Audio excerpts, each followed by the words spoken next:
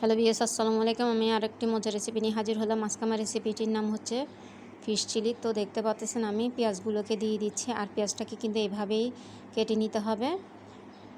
আমি টমেটোকে দিচ্ছি, আর টমেটোটা কিন্তু আমি একটা টমেটোকে 4 টুকরো করে নিয়েছি। এখানে আমি ক্যাপসিকাম দিচ্ছি, আর চিলির জন্য অবশ্যই ক্যাপসিকাম লাগবে।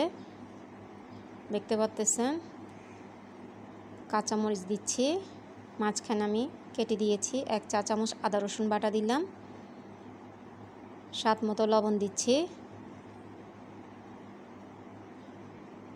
1 চা চামচ হলুদের গুঁড়া দিলাম, একদম সামান্য পরিমাণ মরিচের গুঁড়া দিচ্ছি,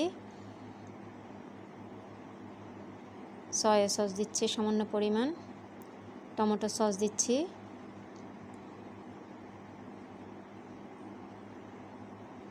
দেখতে পাচ্ছেন আমি এগুলোকে একটু নেড়ে চেড়ে নিলাম। এরই মাঝে আমি কষানোর জন্য পানি দিচ্ছি,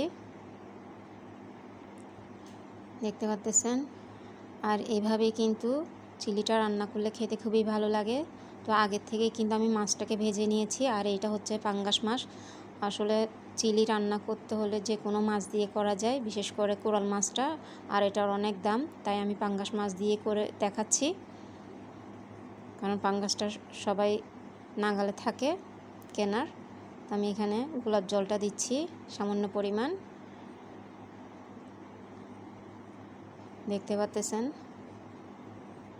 স্বাদ মতো চিনি দিচ্ছি, আর এর আগের থেকে কিন্তু আমি 1 চা চামচ গুঁড়া দুধের সাথে 2 টেবিল চামচ কর্নফ্লাওয়ার গুলে দিয়ে দিলাম, দেখতে পাচ্ছেন।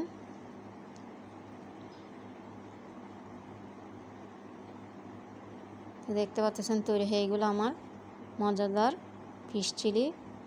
আপনারা অবশ্যই একবার হলে তৈরি করে দেখবেন। তো মাশাআল্লাহ, দেখতে পাচ্ছেন কতটা কালারফুল দেখাচ্ছে। খুবই অসাধারণ একটি খাবার, খুবই মজাদার খাবার, ছোট বড় সবাই পছন্দ করে থাকে।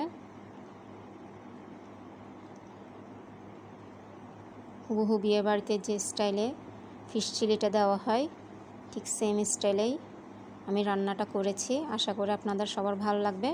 আমার চ্যানেলটিকে অবশ্যই লাইক, শেয়ার এবং সাবস্ক্রাইব করে দিবেন, কারণ আপনাদের সহযোগিতায় আমি অনেক দূর অগ্রসর হতে পারবো। আর ডেকোরেশনটা কিন্তু সম্পূর্ণ নিজের উপর ডিপেন্ড করে থাকে। আশা করি আপনাদের সবার ভালো লাগবে। একবার হলো তৈরি করে দেখবেন এইভাবে।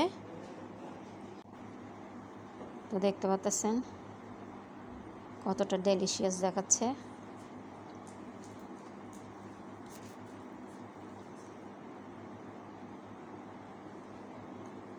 তো দেখার জন্য সবাইকে ধন্যবাদ।